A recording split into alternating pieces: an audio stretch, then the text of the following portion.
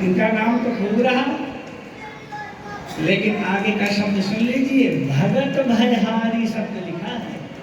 यहीं से पकड़ में आ गई बात। भक्तों के भय को दूर करने वाले आएंगे, मतलब हो गया स्पष्ट, राजन तुम्हारे घर भगवान आएंगे। ऐसा निर्णय कर दिया गुरुदेव भगवान ने, चिंता मत करो राजन, तुम्हारे घर भगवान आएंगे, क्योंकि भगवान ही भक्तों के भय को दूर करते हैं। भगत भयहारी।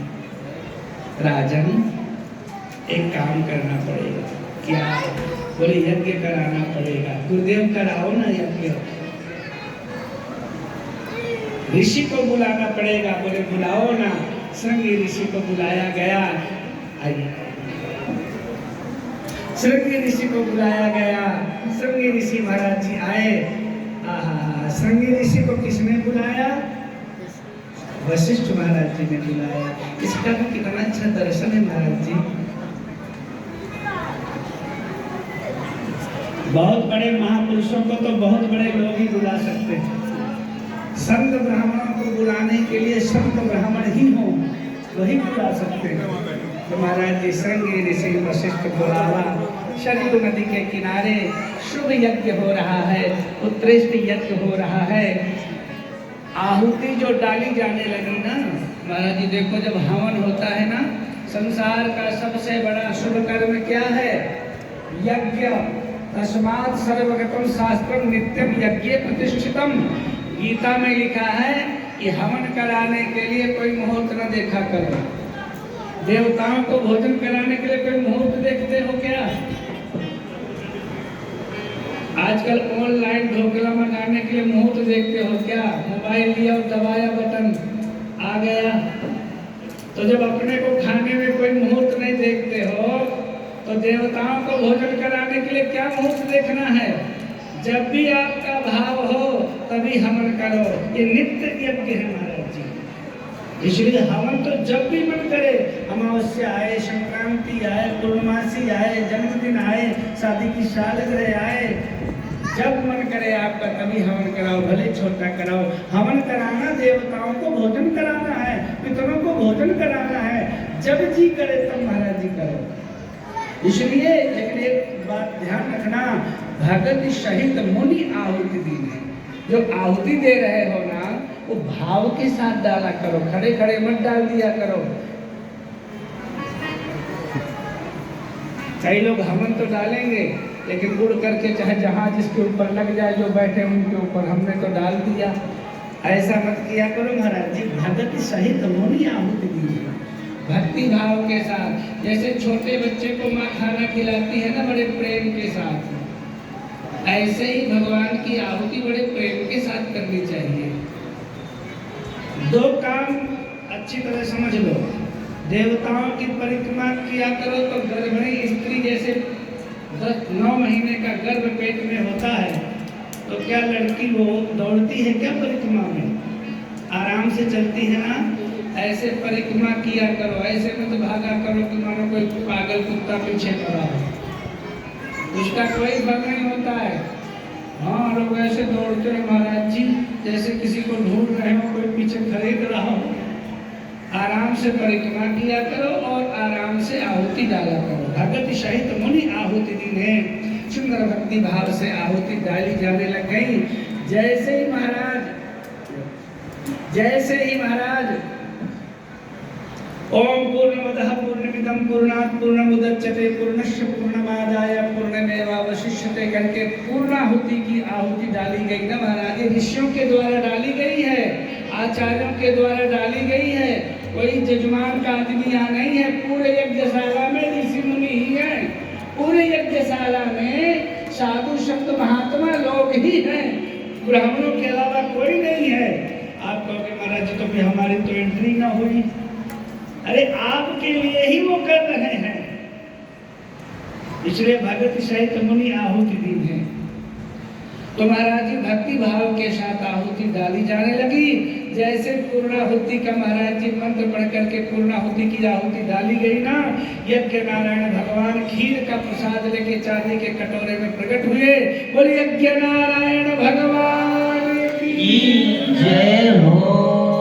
यज्ञ नारायण हुए। सुनो महाराज जी ध्यान से, वो यज्ञ नारायण भगवान जब प्रकट हुए ना, तो पता है उन्होंने क्या कहा?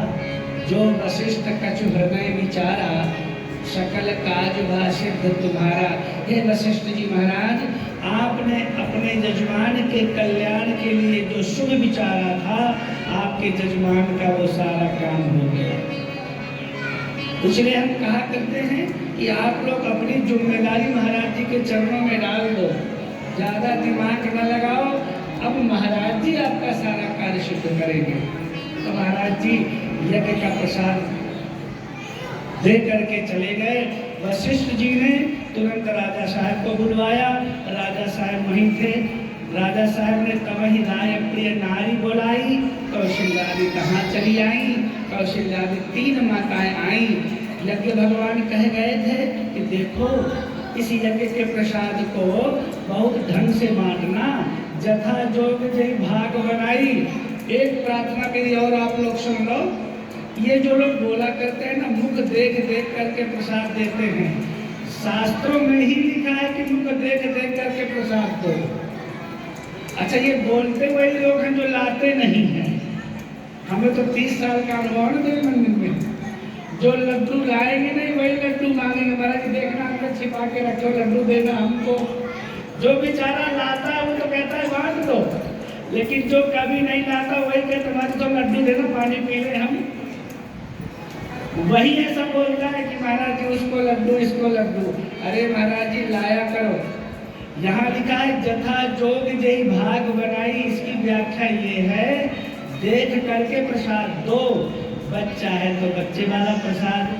कल एक बच्चा आया तो हमने कहा प्रदीप बाबू, आज मुझे ध्यान ही नहीं रहा कि 5-6 पैकेट विवेक बाबू रखो मेरे पास। अच्छा है, मैंने कहा बच्चे आएंगे उनको टॉफी दे देंगे। अब बच्चों को मैंगो दे, बच्चा कल कह रहा हमारा मैंगो नहीं लेना। मैंने कहा हम तरसते हैं, तुम बेटा ले नहीं गए हो। उनको तो चॉकलेट चाहिए, उनको तो टॉफी चाहिए। तो इसलिए प्रसाद जो जिसके जैसे लायक है उसको वैसे देना चाहिए।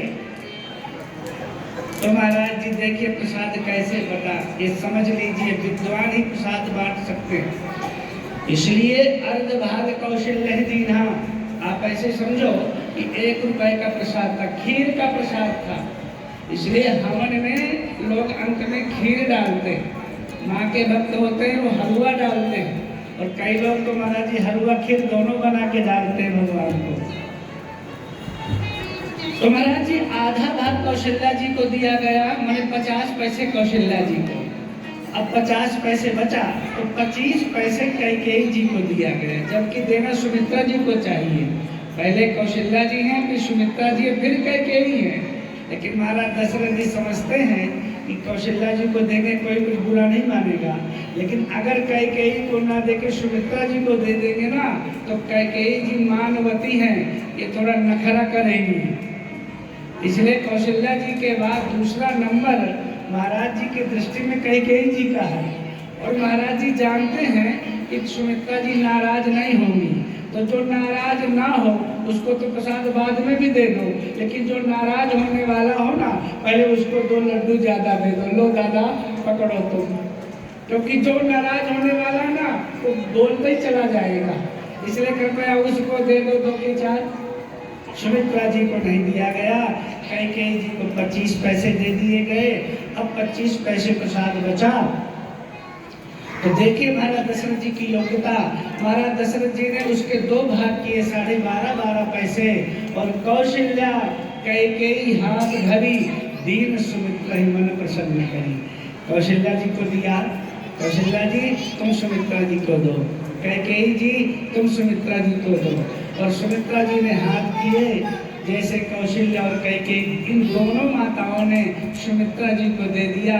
सुमित्रा जी ने प्रसाद को अपने माथे से लगाया और कहा, प्रसाद के प्रभाव से, गुरुदेव भगवान के आशीर्वाद से, हे बड़ी महारानी जी, अगर आपके प्रसाद से मुझे पुत्र होगा तो वो पुत्र मैं आपके पुत्र की सेवा में लगा दूंगी। उस प्रसाद से ही लखन जी हुए थे। और हे कैकेयी अम्मा, कैकेयी जी, अगर आपके प्रसाद के प्रभाव से, गुरुदेव भगवान के आशीर्वाद से मुझे आपके मिसाल से बालक होगा तो वो बालक मैं आपके बालक की सेवा में लगा दूंगी। उसी से शत्रुघ्न जी महाराज हुए हैं।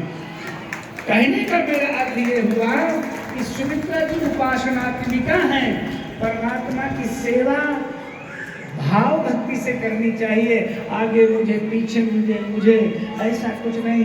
प्रसाद मिलना चाहिए, चाहे पहले मिले चाहे बाद में मिले, ठीक है। उसका भाव ये है, बाद में मिला तो नाराज ना होना और पहले मिले तो खुश ना हो जाना। प्रसाद मिलना ही चाहिए।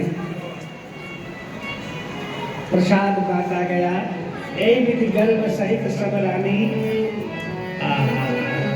जैसे प्रसाद गर्भ के अंदर पहुंचा ना, माताओं को ऐसा लगा कि मानो ठाकुर जी आ गए।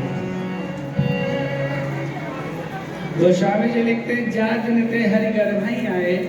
जिस दिन से भगवान गर्भ में आए ना, सकल लोक सुख संपत्ति छाए। इतना सुंदर मीठा मौसम हो गया महाराज, आनंद आने लग गया। तीनों माताएं निज मंदिर में रहने लग गई। मंदिर में सब राज ही रानी। गोस्वामी जी कहते हैं कि माताएं जब गर्भवती हो तो 9 महीने की कठिन ट्रेनिंग है महाराज। माताओं को बाहर नहीं निकलना चाहिए, मंदिर में रहना चाहिए। मंदिर में अपने घर में। सूर्यास्त के बाद चौराहा पार नहीं करना चाहिए। शादी ब्याहों में तो जाने नहीं चाहिए। ज्यादा नमकीन, कड़वे, तीखे ये भोजन करने नहीं चाहिए। संयम में रहना चाहिए। सुंदर सुंदर रामायण, भागवत गीता आदि के ग्रंथों को पढ़ना चाहिए। महान व्यक्तियों के चरित्रों का चिंतन करते रहना चाहिए। जैसा जिस तरह से आप आचरण करोगे महाराज, उसी तरह का बालक होगा। अरुंधति जी आती है महाराज जी, नित्य कथाएं सुनाती हैं। तीनों माताएं कथा सुनती हैं।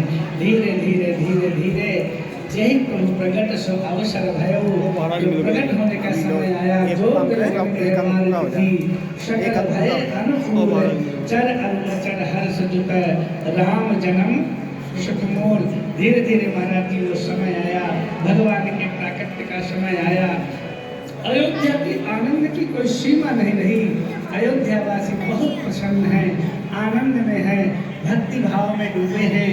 साधु संत महात्मा लोग मंत्र विद्या से गति करके महाराज जी श्री अवध आ गए हैं। सरयू नदी का जल निर्मल हो गया है। ऋषि मुनि आए हैं। अयोध्या के लोग बात करते हैं ना महाराज जी आपस में, तो रो देते हैं, हमारे महाराज को कब होगा, महाराज जी के घर लाल का आगमन कब होगा। जमीन में गड्ढा करते हैं तो मणियां निकलती है महाराज। सुंदर शीतल मलय सुगंध हवा बहने लग गई। आहा, अयोध्या में आनंद की कोई सीमा